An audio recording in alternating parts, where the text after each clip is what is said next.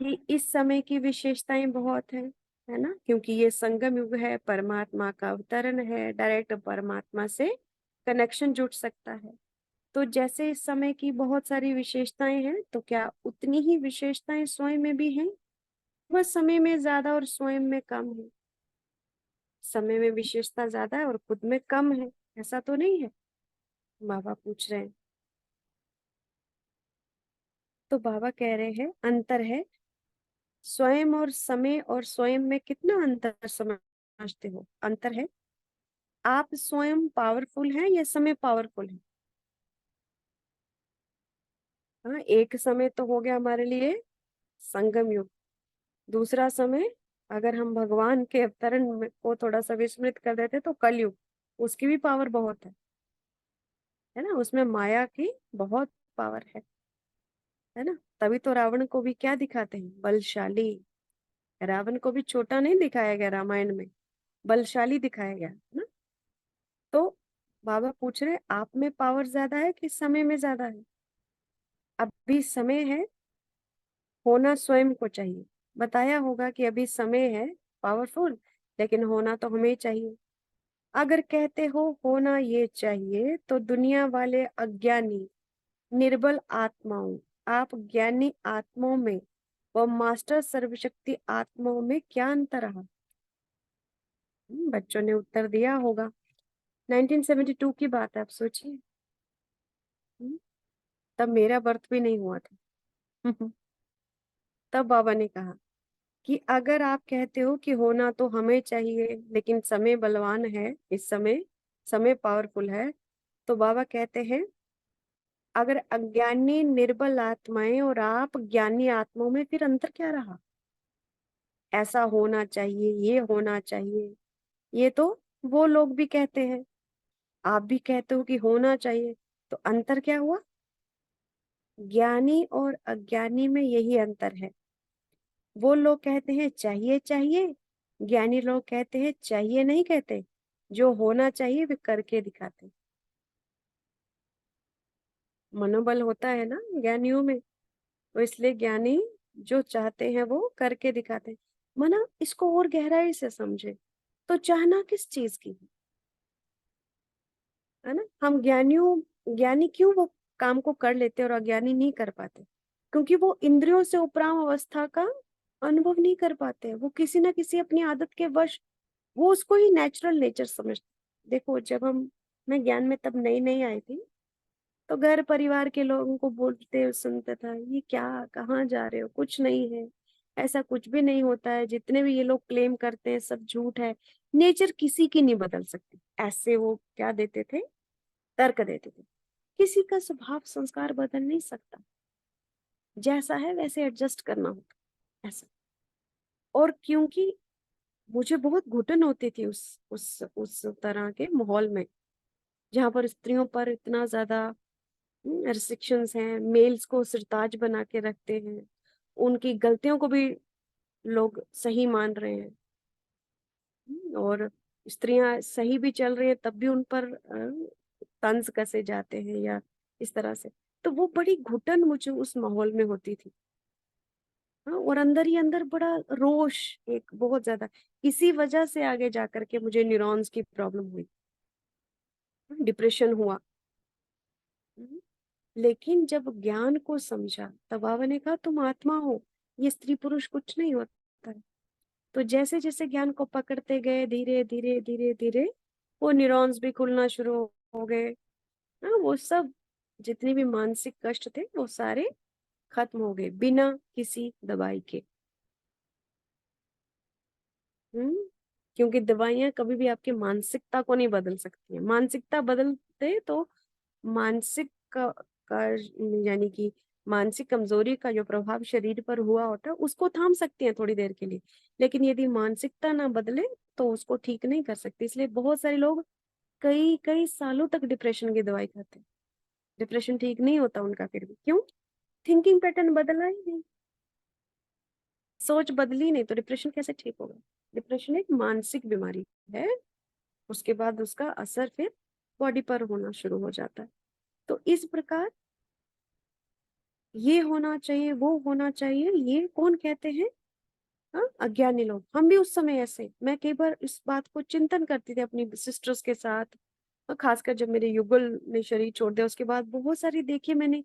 इतनी, मतलब एक जो स्त्री बिना पति के रह जाती है उसके लिए तो ये समाज इतना क्रूएल है, सारे रिचुअल स्त्री के लिए।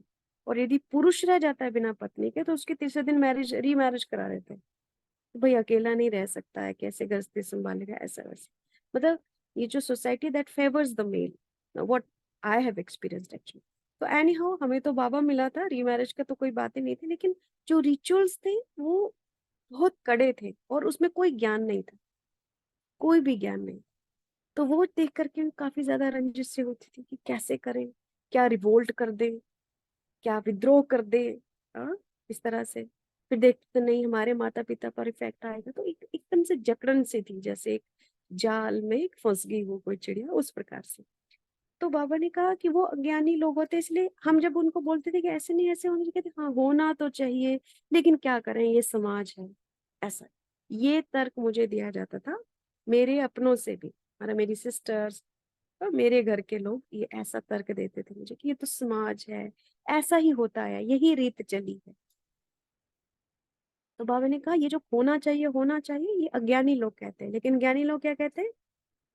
करके दिखाते हैं। उनका होता है कहना, ज्ञानी को होता है करना। और सत्य है, जिस कंडीशंस पर मैं लाइफ जीना चाहती थी मैंने उसको साकार किया, अपने अनुरूप चला है। बहुत विद्रोह हुआ, बहुत ज्यादा, 10 साल लग गए इसमें, बहुत ज्यादा विद्रोह हुआ। लेकिन जिसको सच का वो लग जाता है ना स्वाद, वो झूठ में टिक नहीं पाता फिर। तो हमें तो सत्य का पता है। तो इसीलिए ज्ञानी और अज्ञानी में यही अंतर है, वो चाहिए चाहिए करते हैं, ज्ञानी करके दिखाते, यही अंतर। ये सिर्फ कहते हैं, आप करते हो। अगर आप भी कहते हो कि ये होना चाहिए तो अंतर क्या हुआ? अपने आप से पूछो कि समय की क्या क्या विशेषताएं हैं, और उन विशेषताओं में से मेरे में क्या क्या विशेषता कम है। नवाब संगम युग की बात करें कि देखो इस समय समय में क्या क्या विशेषताएं हैं, और उन विशेषताओं में से मेरे में क्या क्या विशेषता कम है। अगर कोई एक भी विशेषता कम हुई तो क्या विशेष आत्माओं में आ सकेंगे? नहीं आ सकेंगे ना। इस समय की विशेषताओं को निकालो तो अनेक अनेक विशेषताएं दिखाई देंगी। इस समय की विशेषताओं को निकालो तो बहुत सारी विशेषताएं दिखाई देंगी। उनमें से इस समय की श्रेष्ठ विशेषता कौन सी है? संगम का समय चल रहा है ना, श्रेष्ठ बनने का समय तो है, लेकिन समय की श्रेष्ठता क्या है जो और कोई समय की हो नहीं सकती? इस संगम युग की विशेषता ये है कि संगम युग का हर सेकंड मधुर बेला है। ये ध्यान रखना, है ना। इस समय हमें कोई भी संकल्प किसी भी तरह, और आप देखें जितना चिंतन को बढ़ाते जाते हैं ना, वो नेगेटिविटी डिलीट होती जाती है। हम सफाई करते हैं वास्तव में। ज्ञान मनन चिंतन क्यों करना, ये पहली स्टेज क्यों है योग की? क्योंकि इससे मन साफ होता जाता है। धारणाएं अंदर की बदलेंगी, बिलीफ सिस्टम्स बदलेंगे तो ही तो आप आगे बढ़ सकेंगे। आत्मा की उन्नति तभी होगी, बिलीफ सिस्टम्स बदलेंगे जब। तो इसलिए बाबा ने कहा संगम का समय चल रहा है ना, श्रेष्ठ बनने का समय तो है, लेकिन समय की श्रेष्ठता क्या है जो और कोई समय की हो नहीं सकती? इस संगम युग की विशेषता ये है कि संगम युग का हर सेकंड मधुर वेला, संगम युग का हर सेकंड मधुर वेला है।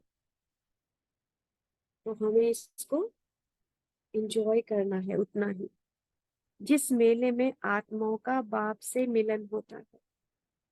ये सबसे कीमती बात है। आज कोई पुरानी फिल्मी गानों की कॉम्पोजिशन थी, उसमें पूरा ज्ञान भरा हुआ है। सोचो, पहले जो रचना ये फिल्मी गानों के भी होते थे उसमें बहुत गूढ़ रहस्य होते थे उन शब्दों में भी। आजकल तो लैंग्वेज है ही नहीं, बची नहीं है कुछ भी, क्योंकि बहुत बॉडी कॉन्शियस हो गया ना वर्ल्ड, इसलिए लैंग्वेज पर ध्यान नहीं देता है कोई भी। लेकिन उस समय एक एक शब्द जो एक पोइट लिखता था उसमें ज्ञान समाया है। इसीलिए आप देखिए पुरानी मुरलियों में फिल्मी गानों पर योग कराते थे, है ना। तो एक ऐसे ही पुराना गाना एक सुन रहे थे तो उसमें इतना अच्छा योग, मतलब पूरा वो लग रहा था कि ये बाबा ही करा रहे हैं एकदम वैसा। तो बाबा बोलते भी है कई बार मुरलियों में कि वो जो गाने हैं उनकी रचना मैं ही करवाता हूँ, है ना। अभी संगम शुरू होने से पहले के वो गाने होते। तो इसलिए बाबा ने कहा जिस मेले में आत्माओं का बाप से मिलन होता है इसलिए उसका हर सेकंड मधुर है। ये विशेषता और कोई युग में है नहीं, वह यही है। बाप और बच्चों का मेला अथवा मिलन कहो तो इस विशेषता को सदा अपने में धारण करते हुए चलते हो कि अभी भी उलझे पड़े हैं हम। हमें ये चाहिए वो चाहिए, ये करना था वो करना था। अगर हम उलझे पड़े हैं तो फिर हम इस समय मिलन का मेला नहीं मना रहे हैं। मनाते जाना है। बस अपनी धीरे धीरे बुद्धि की रग उस पुरानी दुनिया से निकालते जाना है। उस दुनिया में कोई भी बड़ी उपलब्धि पाने की ज्यादा महत्वाकांक्षा ना हो। ऐसा नहीं कि हम पढ़े नहीं या हम जॉब ना करें, करें, क्योंकि धन तो चाहिए। एक अच्छा योगी जीवन जीने के लिए भी धन चाहिए आपको। भोजन ही अच्छा नहीं खाएंगे तो योग कैसे लगेगा, शरीर वीक हो जाएगा, सेवाएं नहीं कर पाएंगे, है ना। शुरू शुरू में मैंने क्योंकि योग में बहुत मजा आता था इसलिए शरीर की तरफ ज्यादा ध्यान नहीं दिया, तो फिर न्यूरॉन्स की विटामिन B12 डी की डेफिशिएंसी हो गई। ओवरवर्क करते रहे। तो फिर इस तरह से तो शरीर रूपी गाड़ी को भी ठीक रखना आना चाहिए। और उसके लिए आपको यथाशक्ति धन तो चाहिए। रहने के लिए भी एक अच्छा स्थान चाहिए, उसके लिए भी आपको धन चाहिए। लेकिन शरीर निर्वाह अर्थ चाहिए हमें। क्योंकि इस संसार में अब मेरा 4 मंजिला मकान ही हो ऐसा नहीं, मतलब उतनी महत्वाकांक्षा नहीं होनी चाहिए, उतना ज्यादा लालच नहीं। तो बाबा कहते हैं, हाँ, क्योंकि ये समय आत्मा और परमात्मा के मिलन का है तो क्या इसको हम धारण करते हुए चलते हैं। जैसे संगम युग का हर सेकंड का मेला है वैसे हर समय अपने आप को बाप के साथ मिलन मनाने का अनुभव करते हो। हम्म, देखो बाबा को पता है कि अंत का समय है, सभी आत्माओं के साथ कड़े कड़े कर्म बंधन है, कर्म भोग भी हैं। इसलिए शरीर से तो कोई कड़ी चीज नहीं करवाते बाबा। मन बुद्धि को बोलते हैं कि मन बुद्धि को पुरानी दुनिया से निकाल करके मुझसे बातें करते रहो, मेरी याद में रहो, इसी को कर्म योग कहते हैं, है ना। व्यर्थ और नकारात्मक और पास्ट और उधर को सोचने से अच्छा है मुझ में बुद्धि लगाओ। तो इस तरह से क्या मिलन मनाने का अनुभव करते हो, वह इस महान श्रेष्ठ मेले में चलते चलते कब बाप दादा का हाथ छोड़ मेले व मिलन मनाने से वंचित हो जाते। पूछना है अपने आप से। जैसे कब कब मेले में कई बच्चे खो जाते हैं ना, माँ बाप का हाथ छोड़ देते हैं। मेला होता है खुशी मनाने के लिए। अगर मेले में कोई बच्चा माँ बाप से बिछुड़ जाए, वह हाथ साथ छोड़ दे तो उसको क्या प्राप्ति होगी। सत्य है ना। देखो कितना प्यार से बाबा समझाते हैं, है ना। और अभी आप आत्माओं का भी होगा, लेकिन जो प्राप्तियां हमें, जो श्रेष्ठता तन मन धन की अनुभव है, ये तन मन धन की जो प्राप्ति हमें परमात्मा मिलन से होती है वो लौकिक में नहीं हो सकती। मेरा लिविंग स्टैंडर्ड, मेरा इकोनॉमिक स्टेटस, मेरा बैंक बैलेंस बाबा के साथ जुड़ने से बढ़ा है बहुत ज्यादा। मेरे एसेट्स, फिजिकल एसेट्स भी बढ़े हैं बाबा के साथ जुड़ने। तो बाबा कोई बैगर नहीं बनाता है हम, लेकिन मन बुद्धि को उसके साथ जोड़ करके उसकी श्रीमत पर कदम चलना होता है। और इसीलिए प्राप्ति ज्यादा, संगम छोटा क्यों है, इसीलिए क्योंकि जल्दी जल्दी प्राप्तियां होती हैं इधर, विधि से सिद्धि होती है ना। तो विधि सिखाता है वो। वहां क्या करते हैं हम दुनिया में, प्राप्तियों के लिए साम दम दंड भेद करते रहते। तो उससे क्या होता है फिर, पाप बनते हैं। और उसका रिटर्न देना पड़ता है ना। इसीलिए बाबा कहते हैं कि अगर तुम मेरा हाथ छोड़ देते हो अभी, तो फिर क्या प्राप्ति होगी? खुशी के बजाय और ही अशांत हो जाएंगे। तो ऐसे अपने आप को देखो कि मेले में सदा खुशी की प्राप्ति कर रहा हूँ, सदा मिलन में रहता हूँ। बाबा के बच्चे रॉयल होते हैं, वो किसी भी तरह से उस रॉयल्टी से नीचे नहीं उतरने देता अपने बच्चों को, बशर्ते कि हम उसका हाथ पकड़ करके रखें। आप देखें, ज्ञान में चलने के बाद मनसा वाचा कर्मणा बहुत परफेक्शन आती है। फिर हमारे संबंध संपर्क उससे अच्छे होना शुरू हो जाते हैं। हमारे फाइनेंसेस, लीकेज ऑफ मनी, वो खत्म हो जाता है।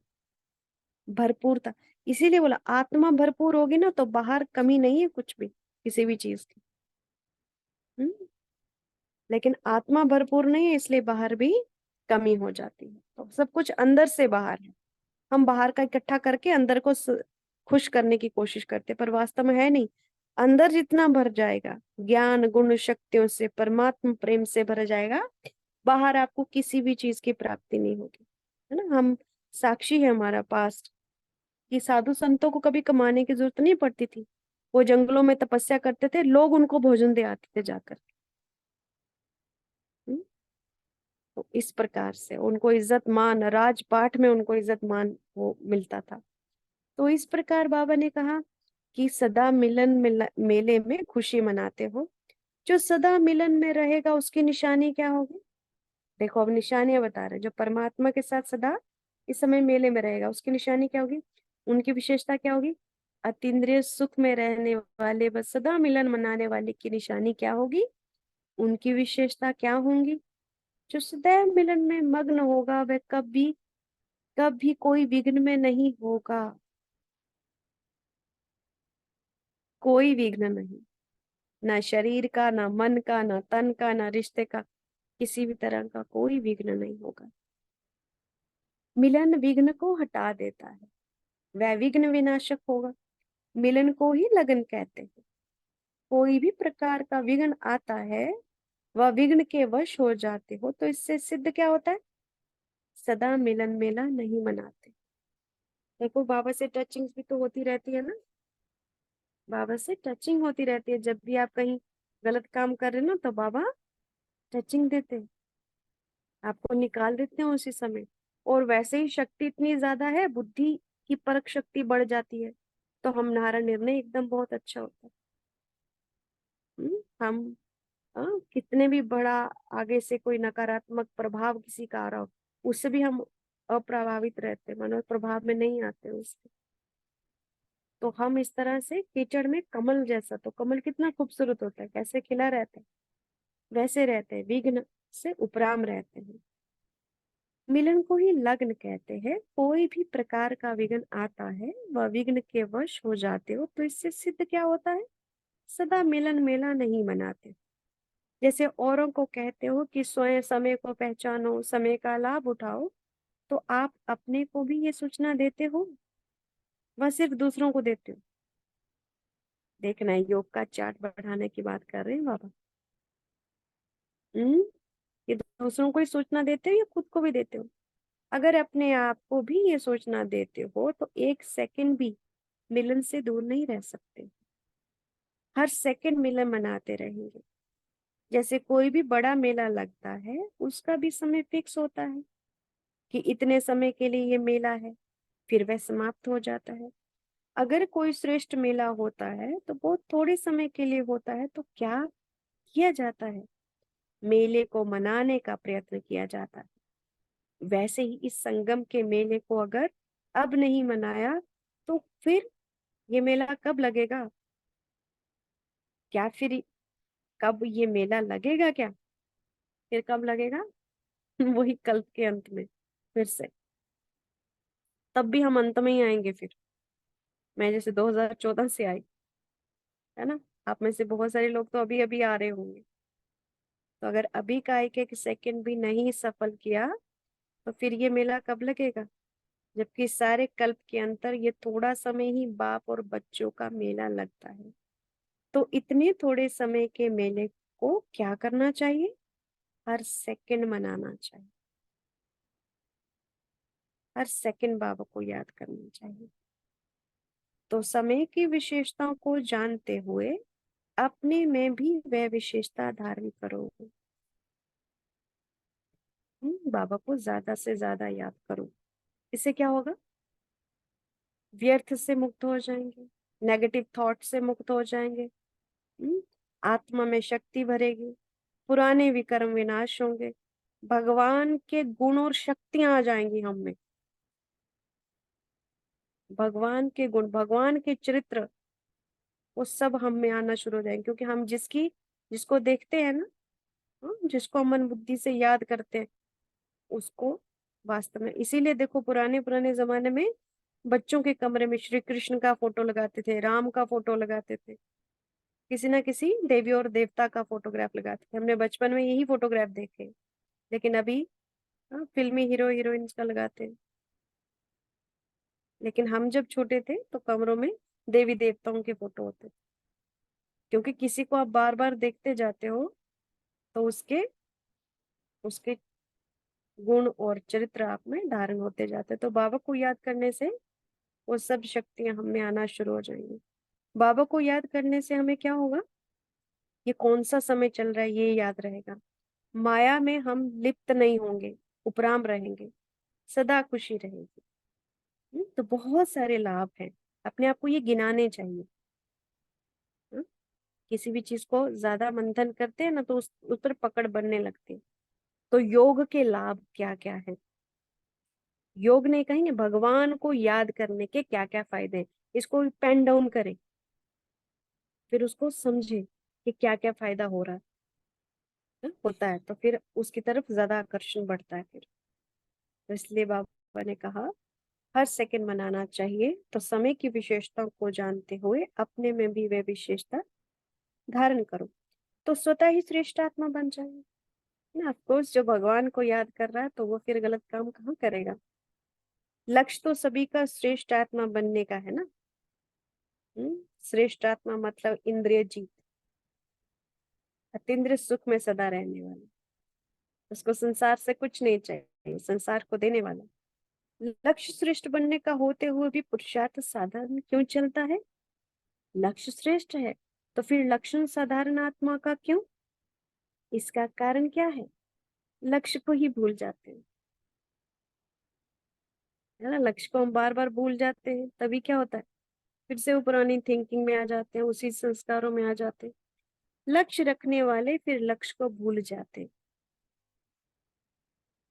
फिर भी विघ्न का निवारण करने की शक्ति, कोई भी विघ्न का निवारण करने की शक्ति कम क्यों है? इसका कारण क्या है? निवारण क्यों नहीं कर सकते हो? निवारण ना करने के कारण ही जो लक्ष्य रखा है उसको पा नहीं सकते हो। तो निवारण करने की शक्ति कम क्यों होती है? श्रीमत पर चलने वाले का तो जैसा लक्ष्य वैसे लक्षण होंगे। अगर लक्ष्य श्रेष्ठ है और लक्षण साधारण, तो इसका कारण, क्योंकि विघ्नों को निवारण नहीं कर पाते।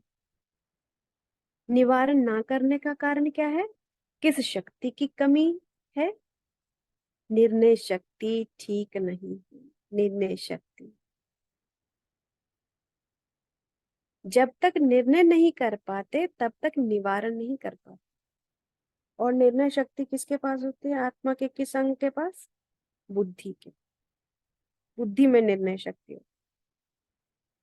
तो बुद्धि यदि स्वच्छ नहीं है ना तो निर्णय शक्ति सही नहीं होगी। कल भी हमने चिंतन किया, जिसकी बुद्धि अपवित्र है वो गलत कर्म करके भी उसको एहसास ही नहीं होगा कि मैंने गलत किया। पाप और पुण्य का कोई भेद नहीं होगा, सब चलता है, ऐसा बोलेगा। जिसकी बुद्धि धीरे धीरे धीरे शुद्ध होने लगी है वो कर्म गलती कर देगा, बाद में उसको रियलाइजेशन जरूर होगा मैंने गलत कर दिया। जिसकी बुद्धि शुद्ध हो चुकी है मैक्सिमम, वो कर्म करने से पहले ही बुद्धि को आगे रखेगा, सोचेगा ये करना चाहिए नहीं करना चाहिए। ये परख शक्ति, ये निर्णय शक्ति बुद्धि का काम। तो भगवान को याद करने से क्या होता है? बुद्धि स्वच्छ होती है, बुद्धि साफ होती है। बुद्धि साफ तो निर्णय शक्ति अच्छी। तो कहते हैं बाबा कि निर्णय नहीं कर पाते, निर्णय शक्ति। हाँ? जब तक निर्णय नहीं कर पाते तब तक निवारण नहीं कर पाते। अगर निर्णय कर लो तो निवारण भी कर लो, लेकिन निर्णय करने में कमी रह जाती। और निर्णय क्यों नहीं कर पाते हो? क्योंकि निर्विकल्प नहीं होते हो। देखो, सारी चीजें जुड़ी हुई। निर्णय सही क्यों नहीं होता हमारा? क्योंकि निर्विकल्प नहीं है। निर्विकल्प अर्थात नेगेटिव थॉट चलते जा रहे हैं, चलते जा रहे हैं, चलते जा रहे हैं।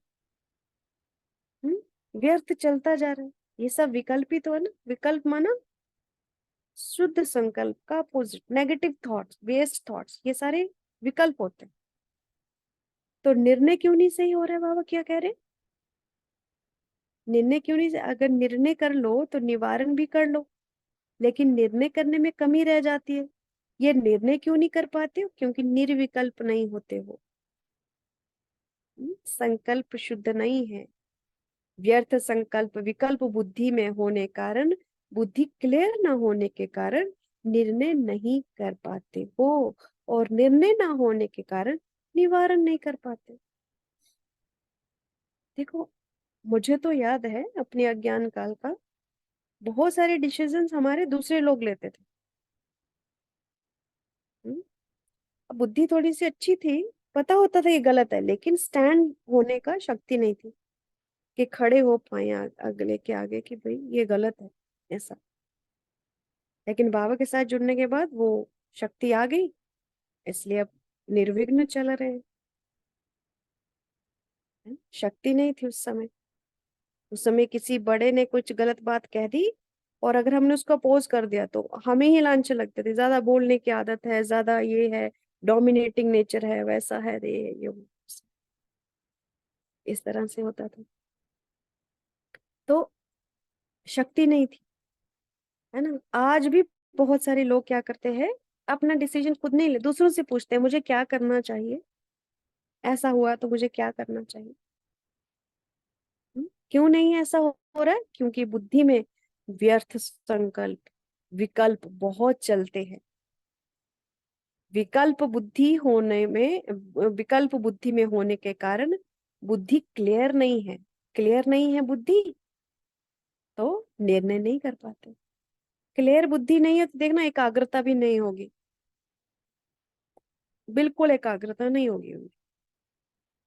बहुत फास्ट चलते हैं व्यर्थ और नकारात्मक संकल्प। तो निर्णय नहीं हो पाता, निर्णय ना होने के कारण निवारण भी नहीं होता। निर्णय नहीं है तो निवारण भी नहीं कर पाते ना। सही निर्णय ले तो विघ्न का निवारण कर पाए। निवारण ना करने कर सकने कारण कोई ना कोई आवरण के वश हो जाए, फिर हम किसी ना किसी आवरण के वश हो जाते हैं, माना कोई ना कोई बंधन हमें बांध लेता है, उसके वश में हो जाते हैं, है ना। जैसे कई लोग कहते हैं अरे सिस्टम ही सारा करप्ट है, हमें तो करना ही पड़ता। ऐसा नहीं है, ऐसा नहीं है ना। हर जगह चॉइस हमारी होती, हर जगह चॉइस हमारी होती है। तो इस तरह से निवारण नहीं तो आवरण अवश्य है। अगर निवारण नहीं किया तो जाल में तो फंसना ही है। तो अपने निर्णय शक्ति को बढ़ाने लिए सहज साधन कौन सा दिया हुआ है? देखो, अब निर्णय शक्ति को बढ़ाने के लिए, निर्णय शक्ति किसके साथ जुड़ा है? समझना है, ये आत्मा के अंग समझना है। आत्मा में 3 अंग है ना, माना 3 फैकल्टीज है आत्मा की, जिसके द्वारा वो काम करते हैं। मन, बुद्धि और संस्कार। ये हम जब बेसिक कोर्स करते हैं तो उसमें सीखते हैं।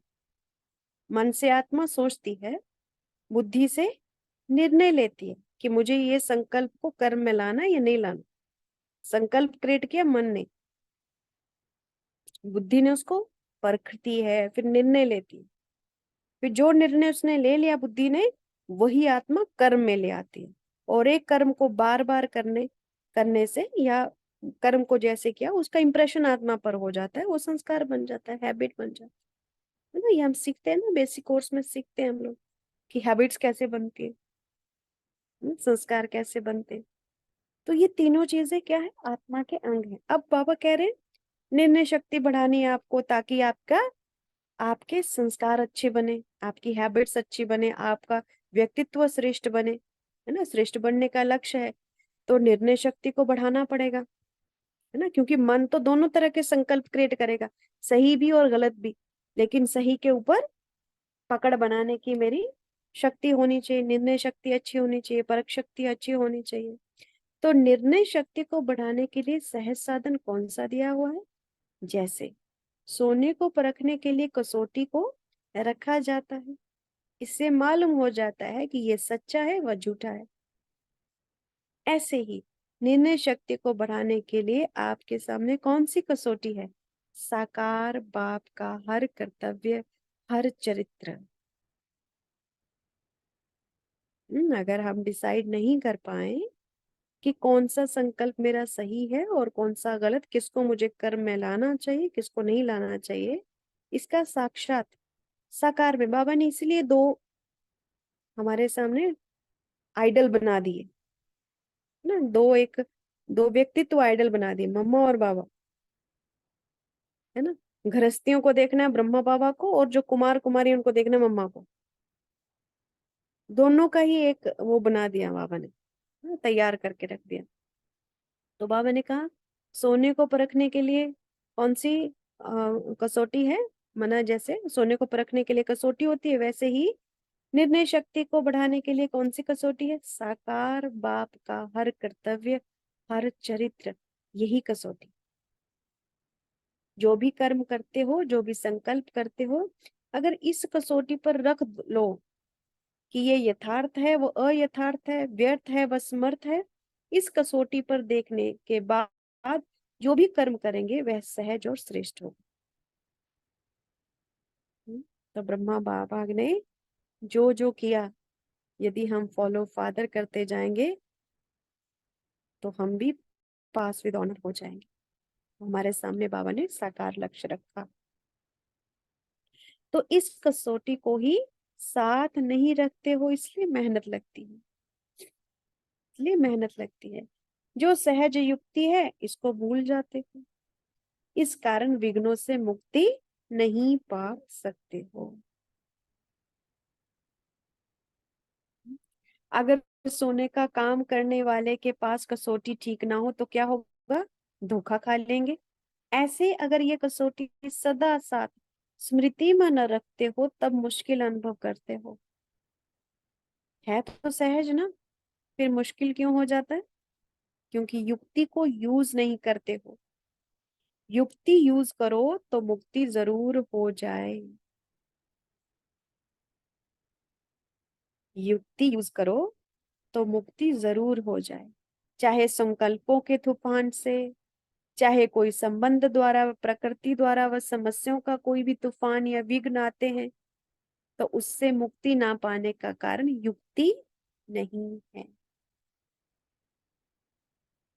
हर बात में बाबा हमें विघ्नों से बाहर निकलने की युक्तियां बताते हैं, चाहे वो मानसिक विघ्न है, शारीरिक भोगना का विघ्न है, संबंध संपर्क का कोई विघ्न है। और ये सत्य है, आप अपने अनुभव से भी देखें, मेरे पास तो असंख्य इस तरह के अनुभव है यहाँ पर। हाँ, बहुत पेपर्स मुझे अपने बच्चों से जब आए इस तरह से, तो सारे मानसिक ही थे। जैसे जैसे मनसा मैंने ठीक करना शुरू कर दिया तो वही बच्चे स्वीकार्य भी हो गए, और वही सब सहज भी चलने लग पड़ा, उनमें भी परिवर्तन आना शुरू हो गया। सारा खेल एनर्जी का है, जो दे रहे हैं वही इफेक्ट हो रहा है। तो इसलिए बाबा कहते हैं कोई भी हो, कोई भी बंधन हो, वहां से मुक्ति सहज संभव है अगर युक्ति है तो। युक्ति युक्त नहीं बने हो, हम्म, जितना योग युक्त युक्ति युक्त होंगे उतना सर्व विघ्नों से मुक्त जरूर होंगे। जितना योग युक्त होंगे, युक्ति युक्त होंगे, उतना सर्व विघ्नों से मुक्त जरूर होंगे। सर्व विघ्नों से मुक्त हो या युक्त हो, बाबा पूछ रहे हैं। योग युक्त नहीं रहते हो तब विघ्नों से युक्त हो जाते, भगवान से योग नहीं लगाते हैं तभी विघ्नों से युक्त हो जाते हैं। जो कोई भी प्रोग्राम रखते हो व भाषण आदि करते हो व किसको भी समझाते हो, तो उनमें सभी को मुख्य बात कौन सी सुनाते हो? मुक्ति, जीवन मुक्ति आपका जन्म सिद्ध अधिकार है। कौन सी बात सुनाते हैं? मुक्ति जीवन मुक्ति आपका जन्म सिद्ध अधिकार है। तो जब आपका जन्म सिद्ध अधिकार है तो उनको प्राप्त करो। फिर कहते हो अब नहीं तो कब नहीं। तो ये जो मुख्य स्लोगन है, मुक्ति जीवन मुक्ति जन्म सिद्ध अधिकार है, इसको आप लोगों ने पाया है? बाबा हमें पूछ रहे हैं। हम सुना तो देते हैं लोगों को, लेकिन क्या हमने पाया है? बच्चे बने और अधिकार नहीं पाया। औरों को समझाते हो, बच्चा बना और वर्षे का अधिकारी बना। तो ये सिर्फ समझाने का है, वह प्रैक्टिकल करने की बात है। लायक बनना दूसरी बात है, लेकिन मुक्ति जीवन मुक्ति का वर्षे मिल गया है वह नहीं मिला। हाँ? यहाँ ही पा लिया है वह मुक्ति धाम में मुक्ति, और स्वर्ग में जीवन मुक्ति लेना है। देखो जब भी नए नए जीवन में आए ना, तो हमें होता था मुझे स्वर्ग जाना है, मुझे स्वर्ग में जाना है, मुझे स्वर्ग में जाना है। हम्म मुझे तो बस अब केवल योग करके मुझे स्वर्ग में जाना है, लेकिन वो पूरी ज्ञान का पता नहीं था क्या होता है संपूर्ण बनना। केवल योग करना आता था, बस ये योग है, बिंदु को देखो बस ये योग है इसके। लेकिन कैसे करते हैं, कैसे उसको सहज बनाते हैं, चलते फिरते योग कैसे करते हैं, हाँ, क्या क्या युक्तियां हैं उसके लिए, कि क्या चीजें चेंज करनी करनी होती है लाइफस्टाइल में, हाँ, वो सब चीजें पता नहीं थी। मतलब पता थी लेकिन प्रैक्टिकल में नहीं थी, है ना? तो कई बार हम हैरान होते हैं कि बड़े बड़े योगी ये सहज क्लास कैसे करा लेते हैं। ये ये योग भी कर रहे हैं और क्लास भी कर रहे थे, कैसे हो रहा है ये? होता था जैसे अभी योग में बैठे तो सिर्फ योग में ही बैठे, लौकिक काम है तो सिर्फ लौकिक काम। मुझे ये बहुत आदत थी डूबने की किसी चीज में। योग में बैठे तो फिर योग में ही सिर्फ, और यदि काम कर रहे हैं तो सिर्फ बुद्धि उसी में। कि फोकस्ड वर्क करने की बहुत आदत थी मुझे। तो फिर योग को भी कर्म में लाना, ये मुझे इस पर काफी अभ्यास करना पड़ा। और कैसे हुआ अभ्यास? विधि सीखी। विधि से ही सिद्धि प्राप्त होती। और सारा खेल संकल्पों का है। जैसे जैसे आपकी सोच बदलती जाएगी, इसीलिए इसीलिए सबसे पहली फाउंडेशन, माना फाउंडेशन कहेंगे, सबसे पहला योग का जो स्टेज है वो है मनन चिंतन। वो करना है। जब तक सोच नहीं बदली आपका योग भी नहीं लगता है, यथार्थ योग नहीं होता है वो हमारा। हमें लगता है हम भगवान के साथ योग लगाते हैं, लेकिन आनंद नहीं आएगा। हाँ, उसको वो प्राप्तियां भी नहीं होंगी। क्या होना चाहिए? परम धाम में टिके तो वो अतीन्द्रिय सुख से एक एक अंग शीतल हो जाना चाहिए।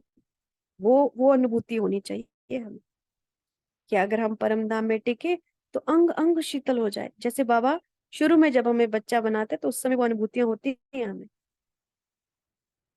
अतीन्द्रिय सुख में नाचता है मन एकदम।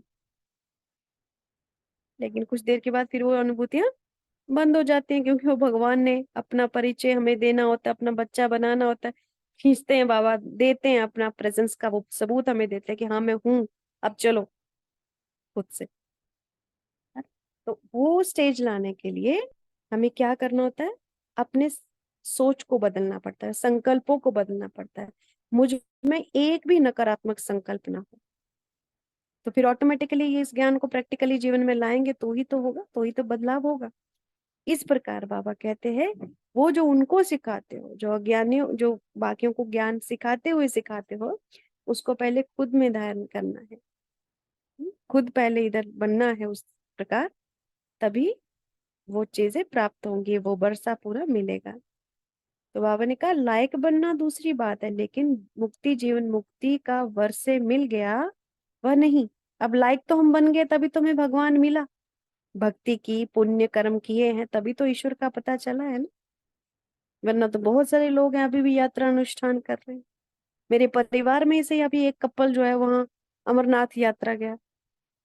और अच्छे हैं वो, लौकिक में काफी अच्छे हैं दोनों, काफी उनका वो भी है। लेकिन उनका भी शायद भक्ति पूरा होने वाला था, क्योंकि वो अब वो जो बहन थी वो मुझे बोल रही है कि मुझे भी आपके साथ माउंट आबू जाना है एक बार। तो माना आपका भी भक्ति और पुण्य कर्म बढ़ने लगा है तभी। बट अभी 2-3 दिन पहले वो अमरनाथ यात्रा गए। तो इस प्रकार हम लायक तो पहले से ही बन गए तभी हमें भगवान मिला है। लायक बनना दूसरी बात है, लेकिन मुक्ति जीवन मुक्ति का वर्षा मिल गया या नहीं, यहाँ ही पा लिया, व मुक्ति धाम में मुक्ति और स्वर्ग में जीवन मुक्ति लेना। भविष्य में तो मिलना है, लेकिन भविष्य के साथ साथ अभी मुक्ति जीवन मुक्ति नहीं मिली है। जब बाप अभी मिला है तो वर्षा भी अभी मिला है। जो हम स्वर्ग में अनुभव करेंगे वही हमें यहाँ अनुभव करना है। बदलाव क्या होगा? वहां बाहर प्रकृति सतो प्रधान होगी, वहां कोई बाहर का विघ्न नहीं होगा। इधर विघ्न बहुत है, लेकिन हमें अंतर्मुखी होना है। हमें तो इस संसार से कुछ चाहिए ही नहीं, कुछ लेना ही नहीं है हमें, है ना। तो हमारे लिए यहाँ पर भी उतना ही आनंद होना चाहिए जितना कि स्वर्ग में। रादर इधर ज्यादा होना चाहिए, क्योंकि इधर हमें भगवान मिला हो, वो साथ है सदा, हर पल। तो बाबा बोल रहे हैं, जब बाप अभी मिला तो वर्षा भी अभी मिलना चाहिए, मुक्ति जीवन मुक्ति का। हर दुख से मुक्ति। हाँ। और मैं उपराम, जीवन से भी उपराम, माना मैं तो आत्मा हूँ, टोटल सोल कॉन्शियसनेस। जब बाप अभी मिला तो वर्षा भी अभी मिला है। भविष्य के दिलासे पर चल रहे हो, चेक मिला है। बच्चों को चेक नहीं दिया जाता। बच्चे तो बाप के हर चीज पर अधिकारी होते हैं। हम्म, अधिकारी को चेक का दिलासा नहीं दिया जाता। तो प्रैक्टिकल जो वर्षा है वे अभी प्राप्त होता है। जीवन बंध के साथ ही जीवन मुक्त का अनुभव होता है। तो देखो, हम जीवन बंध मुक्त होते जा रहे हैं, जी रहे हैं। लेकिन हमने जब दूसरों से एक्सपेक्टेशन छोड़ दी, दूसरों की बातों से हर्ट होना छोड़ दिया, दूसरों से दिखावा करना छोड़ दिया, कंपटीशन छोड़ दिया, हाँ, ऊंच नीच का भाव छोड़ दिया, देख रेख छोड़ दी, तो मुक्ति होती जा रही है। यही तो जीवन मुक्ति है। सतयुग में जीवन मुक्ति कैसे? कोई विकार नहीं है मन में। राजा को राजा होने का अहंकार नहीं, प्रजा को प्रजा होने का मलाल नहीं। सभी सोल कॉन्शियस है, आत्मा बस, सहर्ष स्वीकार सब कुछ। हाँ, वहाँ जीवन है, लेकिन मुक्त जीवन है, किसी चीज की कोई कमी नहीं। लेकिन इधर हमें होता है दुख, क्यों लगता है? मन की आकांक्षाएं, महत्वाकांक्षाएं, आशाएं, हाँ, निराशा, इसके कारण। तो बाबा कहते हैं अभी ही हमें जीवन मुक्ति का अनुभव करना है। हम्म जीवन बंद के साथ ही जीवन मुक्त का अनुभव होता है। वहां तो जीवन बंद की बात ही नहीं है, वहां तो सिर्फ उसी प्रारब्ध में होंगे। हम्म मुक्ति धाम के मुक्ति का अनुभव जो अभी कर सकते हो, वह वहां नहीं कर सकेंगे, है ना। वहां हमें परम धाम का पता नहीं होगा। मुक्ति धाम के मुक्ति का अनुभव जो अभी कर सकते हो, वह सतयुग में नहीं कर सकेंगे। ये ज्ञान तो विलुप्त हो जाता है ना फिर। तो ये नहीं समझना कि मुक्ति जीवन मुक्ति का जन्म सिद्ध अधिकार भविष्य में पाना है। नहीं, जब से बच्चे बने तो वर्षा भी पा लिया है। बाकी रहा आज्ञाकारी, वफादार, फरमानबरदार, कहाँ तक बनते हो वह नंबर है। अभी भी यदि हमें दुख होता है, निराशा होती है, थकान होती है, कुछ भी होता है, तो इसका मतलब हम आज्ञाकारी, वफादार, फरमानबरदार कम बने हैं। वर्षे के अधिकारी तो बन जाते हो, बाबा के बने तो स्वर्ग में तो जाएंगे। हम्म उस वर्षे को जीवन में धारण करके उससे लाभ उठाना, ये हर एक की अवस्था पर है। हाँ, जिसने भगवान को पहचान लिया वो 33 करोड़ में तो आएगा, 100%। 33 करोड़ दुनिया की आत्मा ही ये कोर्स करेंगे। अब उसमें से भी नंबर है 33 करोड़ में, 8 रत्न है, अष्ट रत्न है, फिर 108 है, फिर 16,108 है, फिर 9 लाख है, फिर उसके बाद 2 करोड़, फिर उसके बाद बाकी त्रेता की। तो इस प्रकार बाबा कहते हैं, वर्षे के अधिकारी तो बन जाते हो, लेकिन अभी लाभ उठाता है जो इस ज्ञान का, वो हर एक की अवस्था पर है। वर्षा देने में बाप कोई अंतर नहीं करता है। भगवान तो पार्शलिटी नहीं करता है, वो तो ज्ञान देता है, जितना जितना फॉलो करो उतना उतना मिलता है। लायक और नालायक बनने पर अंतर हो जाता, जितना धारण करेंगे उतना ही लायक बनेंगे। इसलिए कहा जाता है कि जन्म सिद्ध अधिकार अपने आप में सदा प्राप्ति करते हो। इसलिए कहा कि जन्म सिद्ध अधिकार अपने आप में सदा प्राप्ति करते हो। सदा मुक्त रहना चाहिए। हाँ, बाबा कहते हैं अभी प्राप्ति करते हो, सदा मुक्त रहना चाहिए ना, देह से, देह के संबंध से भी मुक्त और पुरानी दुनिया की स्मृति से भी मुक्त, है ना। अगर वो अधिकार हमें लेना है, पूरा आनंद लेना है जीवन का, तो देह से भी मुक्त, देह के संबंध से भी मुक्त, पुरानी दुनिया की स्मृति से भी मुक्त। मुक्त नहीं बने हो, पूछ रहे हैं बाबा। मुक्ति की अवस्था का अनुभव अगर करते हो, तो मुक्त होने बाद जीवन मुक्ति का अनुभव अपने ऑटोमेटिकली हो जाता है। अगर हम इस समय देह के संबंध से मुक्त हैं, पुरानी दुनिया की स्मृति से मुक्त हैं, तो ऑटोमेटिकली हमें जीवन मुक्ति का अनुभव होगा, क्योंकि कोई आशा, आशंका, आकांक्षा ये रहेगी नहीं। क्योंकि जीवन, जीवन में तो हो ना, जीवन में तो है, जिंदा तो है ना मना। जीव में तो धारण, जीव तो धारण किया हुआ है, शरीर धारण किया हुआ है, शरीरधारी हो ना। जीवन में रहते हुए देह और देह के संबंध और पुरानी दुनिया के आकर्षण से मुक्त हो, इसको ही जीवन मुक्त अवस्था कहा जाता है ना। सतयुग में सभी शरीरधारी हैं, लेकिन राजा को राजा होने का घमंड नहीं, प्रजा को प्रजा होने का मलाल नहीं, और कोई कंपटीशन नहीं, आनंद ही आनंद है, किसी चीज की कमी नहीं, भरपूरता है हर चीज की।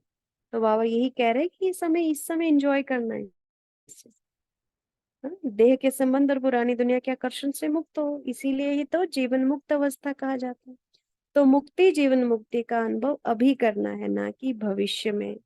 भविष्य में तो यहाँ की प्राप्ति की प्रारब्ध मिलती रहेगी, लेकिन प्राप्ति का अनुभव अभी होता है, भविष्य में तो अंडरस्टूड है। वह है श्रेष्ठ कर्मों की प्रारब्ध, इस समय जो हम कर्म करते हैं उसकी प्रारब्ध हमें सतयुग में मिलती है, लेकिन श्रेष्ठ कर्म तो अभी होते हैं ना, तो प्राप्ति का भी अनुभव अभी होगा ना।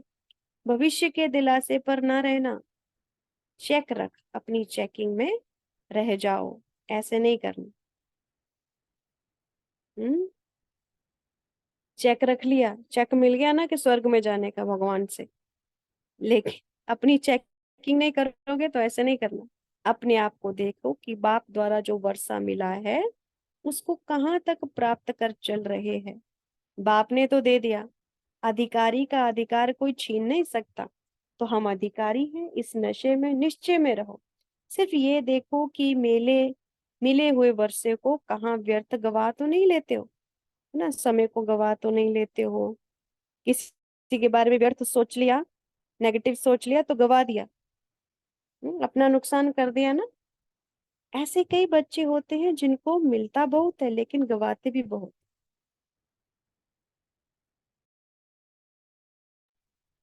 हम्म, मिलता बहुत है लेकिन गवाते बहुत है, गवाने के कारण मिलते हुए भी भिखारी रह जाते हैं, है ना। जब हम बोलते हैं ना मुझे काश देना, इसका मतलब हमने गवाया बहुत, मिला भी बहुत लेकिन गवाया भी बहुत।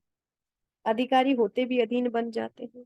जब ये अधिकार ना होगा तो जरूर अधीनता होगी, विघ्नों के अधीन हो जाते हो ना, क्योंकि अधिकार को नहीं पाया। अगर सदा अधिकारी बन चलो तो कोई भी विघ्न के अधिकारी नहीं हो सकता। विघ्न किसका आता है, हम यदि चिंतन करें किसका विघ्न आता है हमें, अपने ही संकल्प। जो संकल्प मैंने दुनिया को देख करके सीखे हैं, रचे हैं, पुराने संस्कार, ज्ञान भूल गया जब मुझे, तो वो विघ्न बन जाता। कहीं मुझे इज्जत नहीं मिल रही, कहीं मेरे धन का लाभ नहीं हुआ मुझे, कहीं पर मुझे कुछ नहीं हुआ। देखो, अनुभव बाबा के आते रहते हैं ज्ञान योग के लिए। एक आत्मा 52,000 घंटों से खड़े होकर के काम कर रही है, वो लेट भी नहीं सकती है। देखो, ज्ञानी आत्मा है। उसका जो मधुबन न्यूज आती है ना, उसमें उसका अनुभव आया, ये हम देख रहे थे आज ही। तो सोचिए, वो आत्मा पिछले 5 वर्षों से लेटी नहीं है, वो खड़े खड़े ही सोती है, वो भी कुछ ऐसा, ये आप यूट्यूब पे देखेंगे आपको मिल जाएगा। हम्म, ये कैसे कर रही है वो आत्मा, ये है संकल्प शक्ति, ये संकल्प शक्ति का चमत्कार है। तो इस तरह से बाबा ने कहा विघ्नों के अधीन हो जाते हो क्योंकि अधिकार को नहीं पाया। अगर सदा अधिकारी बनकर चलो तो कोई भी विघ्न के अधिकारी नहीं हो सकते। इस प्रकृति के अधीन नहीं बनना है, जैसे बाप प्रकृति को अधीन कराता है, अधीन नहीं होता, वैसे ही इस देह का व जो भी ये प्रकृति है उसको अधीन कर चलना है, ना कि अधीन होना है। अच्छा, कलाबाजी का खेल देखा, भट्टी वालों ने आज कलाबाजी अच्छी दिखाई। अभी समाप्ति में सभी कमजोरियां भी समाप्त हो जाएंगी ना, फिर ये कलाबाजी तो नहीं खेलेंगे ना। सदा मुक्ति और जीवन मुक्ति के अधिकार के निश्चय और नशे में रहने वाले श्रेष्ठ आत्माओं को, सर्वश्रेष्ठ श्रेष्ठताओं को धारण कर श्रेष्ठ आत्मा बनने वाली आत्माओं को याद, प्यार और नमस्ते। हम्म, हम आत्माओं की तरफ से भी प्यारे प्यारे मीठे मीठे बाप दादा को बहुत बहुत याद, प्यार और नमस्ते। थैंक यू बाबा। आज बाबा ने हमें कैसे बाबा की याद में अधिकतर टिकने का डायरेक्शन दिया, बुद्धि को स्वच्छ रखने का, निर्णय शक्ति को बढ़ाने का हमें डायरेक्शन दिया। क्या करना है, ब्रह्मा बाबा ने जो जो किया वो करते चलेंगे तो बुद्धि स्वच्छ, निर्णय शक्ति मिल जाएगी और उससे अपनी समस्याओं का खुद ही निवारण कर सकेंगे। तो फॉलो फादर करना है। अच्छा, देखेंगे अपने आप को, मैं आत्मा त्रिकुटी के मध्य विराजमान एक चेतन सत्ता हूँ।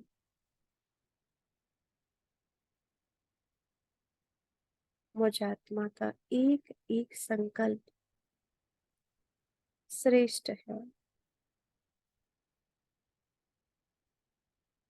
मैं बाबा की श्रीमत पर चलने वाली पवित्र आत्मा हूँ। देखते जाएं खुद को। अब मैं आत्मा अपनी ये भौतिक देह को छोड़कर अपने सूक्ष्म शरीर में विराजमान होकर के चलती हूँ पांडव भवन के प्रांगण में। देखें खुद को वहां पर, आगे मेरे सामने ब्रह्मा बाबा खड़े हैं। चलें बाबा के पास। अपने दिल के उद्गार, अपने दिल का प्यार सुने, बाबा को व्यक्त करें। जैसे मिलना चाहते हैं बाबा को मिले।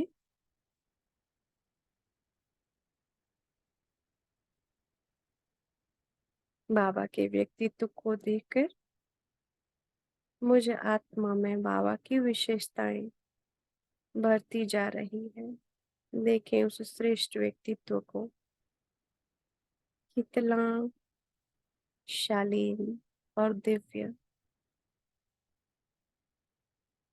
कैसे अपनी स्थूल कमाई को ईश्वरीय सेवा में समर्पित कर दिया झटके से। अपने पल पल को परमात्मा याद में सफल कर कितने बड़े यज्ञ की फाउंडेशन रखी। पूरे कल्प की सर्वश्रेष्ठ आत्मा श्री कृष्ण की आत्मा,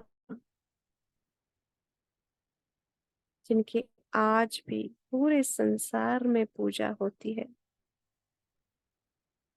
वो श्रेष्ठ व्यक्तित्व आज मेरे सामने खड़ा है। देखें बाबा को।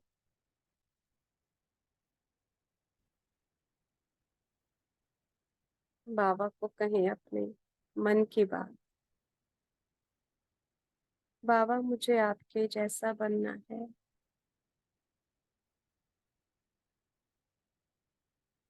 मुझे भी इस बचे हुए संगम युग का पल पल सफल करना है बाबा।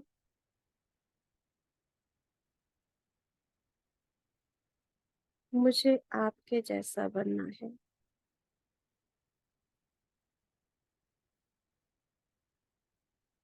आप मेरे आइडल हो। बाबा ने आपके व्यक्तित्व को बनाकर हम सभी ब्रह्मावत्सों के लिए एक ऊंचा लक्ष्य निर्धारित किया है। मुझे उस लक्ष्य को प्राप्त करना है बाबा। बाबा अपना वरदानी हाथ मुझ आत्मा के शीश पर रखते हैं और मैं आत्मा ब्रह्मा बाबा की पवित्र वाइब्रेशन से चार्ज होती जाती हूँ।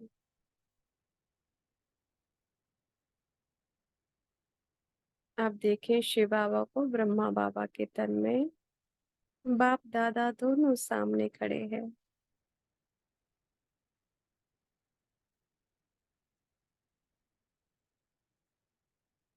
ब्रह्मा बाबा का प्रकाश का शरीर और मस्तिष्क में दो आत्माएं, शिव बाबा, ब्रह्मा बाबा।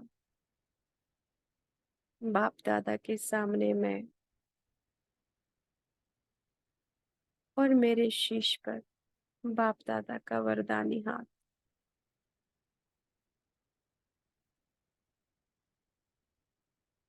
भगवान अपनी शक्तियों से मुझ आत्मा में शक्ति भर रहे हैं। विजुअलाइज करें, इससे बुद्धि शुद्ध होती जा रही है।